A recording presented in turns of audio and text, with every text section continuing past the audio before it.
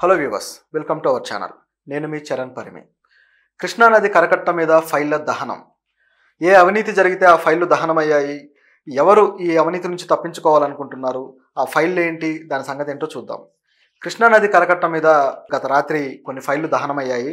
ఆ ఫైళ్ళు వచ్చేసి AP16EF2596 అనే ఒక ఇన్నోవా కారులో, ఆ నెంబర్ గల ఇన్నోవా కారులో కొన్ని ఫైల్స్ తీసుకొచ్చి కొందరు వ్యక్తులు దహనం చేశారు. అవి కూడా బస్తాల కొద్ది ఫైల్స్ అన్నమాట. అవన్నీ ప్రభుత్వ ఫైల్స్, గత ప్రభుత్వంలో ఉన్న అధికారుల సంబంధించిన ఫైల్స్ తీసుకొచ్చేసి కృష్ణానది కరకట్ట మీద దహనం చేయడం జరిగింది. అయితే ఈ ఫైళ్లు దహనం చేస్తుండగా ఒక వ్యక్తి, అక్కడ దగ్గరలో ఉన్న ఒక వ్యక్తి ఎవరో చూసి ఆ విషయాన్ని మంత్రి బోడే ప్రసాద్కి తెలియజేయడం జరిగింది. అలాగే కొంతమంది వ్యక్తులకు కూడా తెలియజేశారు. దాంతో వీళ్ళు ఈ విషయాన్ని సీరియస్గా తీసుకొని డిప్యూటీ సీఎం పవన్ కళ్యాణ్కి చేరవేయడం కూడా జరిగింది.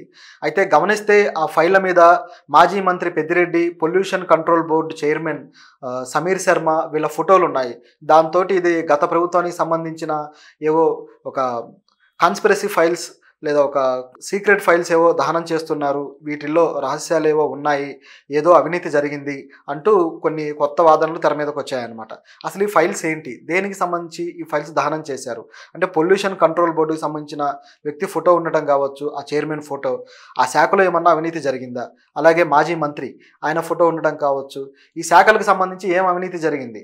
నిజానికి ఎప్పుడైనా కొత్తగా ఒక గవర్నమెంట్ మారగానే ఆటోమేటిక్గా పాత గవర్నమెంట్కి సంబంధించిన ఫైల్స్ అన్నింటినీ కూడా జాగ్రత్త చేసి ఆ కొత్త గవర్నమెంట్కి సబ్మిట్ చేయాలి. అప్పుడు ఆ కొత్త గవర్నమెంట్లో ఏ శాఖలో ఏమేమి పనులు జరిగాయి, ఏమేమి పనులు పెండింగ్ ఉన్నాయి, ఇంకా చేయాల్సినవి ఏంటి, దేనికి ఎంత నిధులు ఖర్చు అయ్యాయి, ఎంత ఖర్చు చేయాల్సి ఉంది, ఈ లెక్కాపత్రాలన్నీ కూడా ఆ ఫైల్స్లో ఉంటాయి. కాబట్టి ఆ ఫైల్స్ అనేవి కొత్త ప్రభుత్వానికి డెవలప్ చేయడానికి చాలా అవసరం. ఆ ఫైల్సే లేకపోతే, ఆ ఆధారాలే లేకపోతే ఏ శాఖకు సంబంధించిన సమాచారం కూడా కొత్త ప్రభుత్వం దగ్గర, నూతనంగా ఏర్పడే ప్రభుత్వాల దగ్గర ఉండదు. అలా లేనప్పుడు కొత్త సమస్య వచ్చి పడుతుంది. అదేంటంటే అభివృద్ధి స్లో అవ్వడం.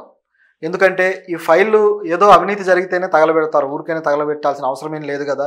నిజాయితీగా నిక్కచ్చిగా ఉన్నప్పుడు ఆ ఫైల్స్ దర్జాగా టేబుల్ మీదే పెట్టచ్చు. ఈ ఫైల్స్ ప్రతిసారి కూడా ఇప్పుడనే కాదు, గతంలో కూడా అనేక ప్రభుత్వాల్లో ఇలా జరుగుతూనే వచ్చింది. అంతెందుకు, గతంలో మన్మోహన్ సింగ్ ప్రధానమంత్రిగా ఉన్నప్పుడు కూడా ఆయన బొగ్గు శాఖకు సంబంధించి ఆయనే చూసుకునేవారు. అప్పుడు దాసరి గారు కూడా బొగ్గు శాఖకు సంబంధించిన ఒక సహాయ మంత్రిగా పనిచేశారు. ఆ టైంలో బొగ్గు శాఖలో స్కామ్ జరిగింది, కొన్ని వేల కోట్ల స్కామ్ జరిగింది అనే ఆరోపణలు వచ్చి సిబిఐ ఎంక్వైరీ చేసినప్పుడు ఆ సిబిఐకి అందివ్వాల్సిన ఫైల్స్ ఏవైతే ఉన్నాయో ఆ ఫైల్స్ను కూడా ఈ పిఎంఓ నుంచి మాయమైపోయాయి. పిఎంఓ అంటే ప్రధానమంత్రి ఆఫీసు, ప్రధానమంత్రికి సంబంధించిన ఆ ముఖ్యమైన ఆఫీసు. దాంట్లో ఇవి ఎలా మిస్ అవుతాయి? పిఎంఓ నుంచి అసలు ఒక ఫైల్ కాదు, ఒక పేపర్ అయినా మిస్ అయ్యే అవకాశం ఉంటుందా? ఉండదు. మరి ఎలా మిస్ అవుతాయి? ఎవరు వచ్చి తీసుకెళ్ళిపోతారు? ఎవరు తీసుకెళ్ళిపోరు. కావాలనే ఏ శాఖలకు దొరకద్దని చెప్పి ఇలా మిస్ చేస్తారనమాట. ఇది కావాలని చేసేది. తర్వాత ఆ ఫైళ్ళు పోయాయి, మాకేం తెలుసు, మేము ఏం చేయలేము, మాకేం తెలియదు అని చెప్పేసి పిఎంఓ నుంచి ఒక సమాధానం వచ్చింది సిబిఐ వాళ్ళకి. దాంతో ఇక ఆ కేసు ఇన్వెస్టిగేషన్ అనేది అక్కడ ఆగిపోయింది. ఎక్కడ వేసిన గొంగలు అక్కడలానే ఉండి ఇక దాని మీద వేరే సొల్యూషన్ కూడా లేదు.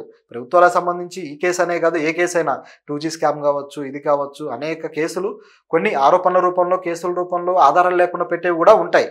కొన్ని ఆధారాలు ఉంటే మాత్రం ఈ విధంగా మాయం చేస్తుంటారనమాట. ఇది ఒక టెక్నిక్. ఎవరిని అడుగుతాం? డైరెక్ట్గా పిఎంఓ నుంచే మాయమైందాన్ని లేదా సీఎం ఆఫీసుల నుంచి మాయమైందాన్ని ఎవరిని అడిగి ఎలా తేగలరు? తేలేరు. సో అందులో ఏముంది, ఏం లేదు ఎవరికి తెలియదు. దాంతో ఆ కేసులు ముందుకు వెళ్లకుండా ఇది ఒక టెక్నిక్ అనమాట. ఇక ఆ కేసులు ముందుకు కదలవు, అలా ఆగిపోయి ఉంటాయి. ఆ విధంగా వీళ్ళు కొత్తగా ఏదైనా ప్లాన్ చేసి ఇలా చేశారా గవర్నమెంట్, పాత గవర్నమెంట్ జగన్ గవర్నమెంట్ నుంచి ఉన్న ఫైల్స్ని ఈ విధంగా చేశారా అని చెప్పేసి అనుకుంటున్నారు. అయితే వాళ్ళు ఎందుకు ఇలా చేసి ఉండొచ్చు? ఎందుకంటే ఇది చెప్పడం పెద్ద కష్టమేమీ కాదు. మన దగ్గర రాజకీయాలు ఇంతకు ముందులాగా ఒక డిగ్నిఫైడ్గా ఏం జరగడం లేదు. అంతా కూడా దెబ్బకు దెబ్బ, ప్రతీకారం రూపంలో జరుగుతూ వస్తున్నాయి. ప్రజల కోసం పనిచేస్తున్నాం అంటూనే ప్రతిపక్షాలని ఎలా నాశనం చేయాలి లేదా అవతలి పక్షాన్ని ఎలా దెబ్బతీయాలి అని ఆలోచించే పరిస్థితులు రాజకీయాల్లో వచ్చాయి. కేవలం ఎలక్షన్లో గెలుపు ఓటములతోనే ఆగిపోలేదు. ఉదాహరణకి తమిళనాడులో ఈ కల్చర్ అనేది అసలు మొదలైందే తమిళనాడులో ఇలా జయలలిత అలాగే కరుణానిధి వీళ్ళిద్దరి మధ్య వార్ మనం కొన్ని సినిమాల్లో కూడా చూసాము.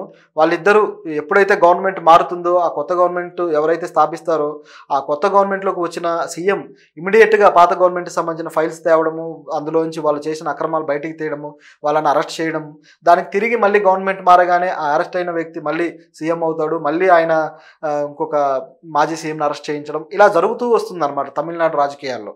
అయితే నిజానికి అవినీతి చేసిన వాళ్ళని అరెస్ట్ చేయడం ప్రజాస్వామ్యంలో చాలా మంచి విషయం. అవినీతి చేశారు, ఆయన సీఎం కావచ్చు, పీఎం కావచ్చు, ఎవరైనా కావచ్చు, ఆ వ్యక్తిని అరెస్ట్ చేయడం అనేది ప్రజాస్వామ్యంలో న్యాయం ఇంకా బతికే ఉంది, జ్యుడిషియరీకి అదొక గొప్ప మచ్చు తునక లాంటిది. అది మంచి విషయమే. కానీ ప్రతీకారచితో చేసే విషయాలు మాత్రం చాలా డేంజర్. ఎందుకంటే సరైన ఆధారాలు లేకుండా, సరైన ప్రూఫ్లు లేకుండా అరెస్ట్ చేసేసి దెబ్బతీయడం అనేది చాలా డేంజర్. అయితే ఆ ప్రూఫ్లే తగలబెట్టేస్తే అప్పుడు అసలు ఏ గోళ ఉండదనేది వీళ్ళ సైకాలజీ అనమాట. గత ప్రభుత్వంలో కూడా చూసాం. ఇప్పుడు జగన్ గవర్నమెంట్ ఆయన చివరిలో ఇక ఎలక్షన్కి ఒక నెల రోజుల ముందు ఆయన ఏం చేశారు, చంద్రబాబు పలానా స్కిల్ స్కామ్లో అవినీతి చేశారంటూ చంద్రబాబు గవర్నమెంట్లో ఉన్న ఫైల్స్ అన్నీ వెలికి తీసి, ఆ ఫైల్స్ అన్నీ ఆరా తీసి, అందులో నుంచి ఆ స్కిల్ స్కామ్ను గుర్తించి ఇన్ని కోట్ల అవినీతి జరిగింది అంటూ, దాదాపు 180 కోట్లు ఏమో అవినీతి జరిగింది అని చెప్పేసి ఆయన అరెస్ట్ చేయడం జరిగింది. నిజంగా అవినీతి జరిగితే చాలా మంచిదే, ఎందుకంటే ఆ ఫైళ్ళలో ఆధారాలు కూడా ఉంటాయి, అరెస్ట్ కూడా హర్షించాల్సిన విషయమే. కానీ ఆ అరెస్ట్ చివరికి జగన్కే బెడిసి కొట్టింది అనుకోండి, అది వేరే విషయం. అది నిజంగా అవినీతిని వాళ్ళు గవర్నమెంట్ రాగానే గుర్తించి చేసి ఉంటే బాగుండేది. ఎందుకంటే అవినీతి 4.5 ఏళ్ల పరిపాలన అయిపోయిన తర్వాత నిదానంగా ఎప్పుడో మేలుకొని ఎలక్షన్ వస్తుంది, ప్రతిపక్షాలని దెబ్బతీయాలి, ప్రతిపక్షాలకు ప్రచారం లేకుండా చేయాలి అని ప్లాన్ చేసి అరెస్ట్ చేస్తే ఏమవుతుంది, ఆ ప్రచారం డబల్ అవుతుంది. ఎందుకంటే అప్పుడు అరెస్ట్ అయినా కూడా ప్రజల కోసం అరెస్ట్ అయినట్టుగా ప్రజలు భావిస్తారు, ప్రజల కోసం నిలబడ్డ నాయకుడుగా గుర్తిస్తారు. కాబట్టి ఆ విధంగా గుర్తించి ఆయన్ని గెలిపించారు. అది చాలా పెద్ద మైనస్ అయింది పాత గవర్నమెంట్కి. అయితే ఇప్పుడు ఈ వీళ్ళు ఎవరైతే కొత్త గవర్నమెంట్ ఏర్పడిందో, జనసేన, టీడీపీ, వీళ్ళిద్దరూ కొత్త గవర్నమెంట్ ఏర్పరిచిన తర్వాత ఈ ఫైళ్లను అతి త్వరగా, నిజానికి ఏర్పడే ఒక నెల రోజులే అయింది, అతి త్వరగా పాత ఫైళ్ళన్నింటినీ నా ముందుకు తేవాలి అని చెప్పేసి చంద్రబాబు గారు మొదటి ప్రెస్ మీట్లోనే స్టేట్మెంట్ ఇచ్చారు. జగన్ గవర్నమెంట్లో ఏవేవైతే ఫైల్స్ ఉన్నాయో, ఏ శాఖల ఫైల్స్ ఏమేమి ఉన్నాయో, క్యాబినెట్ ఫైల్స్ కావచ్చు, ప్రతిదీ కూడా నా టేబుల్ మీద ఉండాలి, ఏ ఫైలు మిస్ అవ్వడానికి లేదు అంటూ తన తొలి ప్రెస్ మీట్లోనే చంద్రబాబు గారు చెప్పడం జరిగింది. అంటే ఆయన పాత గవర్నమెంట్కి సంబంధించి అనేక విషయాల మీద దృష్టి పెట్టారు, ప్రతి దాన్ని వెలికి తీయాలనుకున్నారు, ఏవైనా స్కాములు జరిగితే వాళ్ళని కఠినంగా శిక్షించాలని ప్రీ ప్లాన్డ్గా ఉన్నారనమాట. ఎందుకంటే కొన్ని రోజులు జైల్లో గడిపొచ్చిన వ్యక్తి, ఆయనకు ఇంటెన్షన్ ఉంటే ఉండొచ్చు. సో అలా అనేక ఫైళ్ళు ఆల్రెడీ ఆయన టేబుల్ మీదకి చేరాయి కూడా. ఇప్పుడు చంద్రబాబు గారి టేబుల్ మీదకి ఈ శాఖల ఫైళ్ళన్నీ కూడా చేరిన తర్వాత ఇంకేముందిలే అని అందరూ రిలాక్స్ అయ్యే టైంలో సడన్గా ఇలాంటి సంఘటన ఒకటి జరిగింది, కరకట్ట మీద ఫైళ్ళ దహనం. అంటే ఇంకా చేరాల్సిన ఫైళ్ళు అనేకం ఉన్నాయి. సో ఈ దహనాలు ఇంకా ఇలాగే ఉంటాయా, ఇంకా జరుగుతూ పోతాయా? పవన్ కళ్యాణ్ గారు కూడా దీని మీద ఇమీడియట్గా రియాక్ట్ అయ్యారు. ఆ ఫైల్స్ ఎవరైతే దహనం చేశారో వాళ్ళ వివరాలు కావాలి, వాళ్ళను చట్టపరమైన చర్యలు వాళ్ళ మీద తీసుకోవాలంటూ పవన్ కళ్యాణ్ గారు చెప్పడం కూడా జరిగింది. సో ఇది చాలా సీరియస్ వ్యవహారమే. ఇది ఎంత దూరం వెళ్తుందో చూడాలి. ఏపీలోనే కాదు, తెలంగాణలో కూడా ఈ ఫైళ్లకు సంబంధించిన ప్రక్రియ ఒక వివాదంగా మారుతూనే ఉంది. ఎందుకంటే తెలంగాణ ప్రభుత్వంలో కూడా రేవంత్ రెడ్డి గత ప్రభుత్వం చేసిన తప్పుల్ని ఒక్కొక్కటిగా వెలికి తీయడం మొదలుపెట్టారు. వాళ్ళకి సంబంధించిన ఫైల్స్ కావచ్చు, వాళ్ళకి సంబంధించిన ఏవైతే మంత్రిత్వ శాఖల్లో జరిగిన విషయాలు ఉన్నాయో, మంత్రిత్వ శాఖలకు సంబంధించి చేసిన కార్యక్రమాలు, వాటన్నిటికి సంబంధించిన ఫైల్స్ తన ముందుకు తెప్పించుకొని వాటిని పరిశీలించి కేసీఆర్ మీద యాక్షన్ తీసుకునే ప్రయత్నంలో ఉన్నారు.